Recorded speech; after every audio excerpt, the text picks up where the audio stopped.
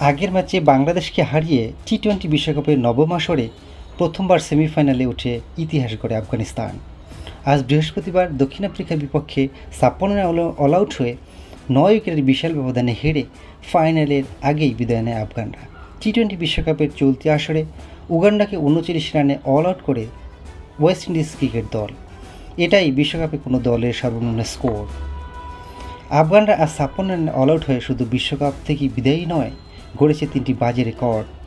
টি-20 বিশ্বকাপের সেমিফাইনালের মতো গুরুত্বপূর্ণ ম্যাচে আফগানিস্তানে করা ৫৬ রানেই দলীয় সর্বনিম্ন রানের স্কোর।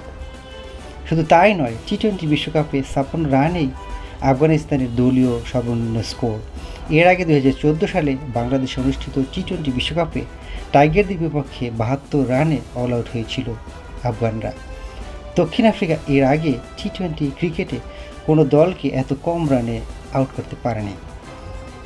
এইবার বিশ্বকাপে শ্রীলঙ্কাকে ৭৭ রানে অল আউট করার রেকর্ডটি ভেঙে দিল দক্ষিণ আফ্রিকা।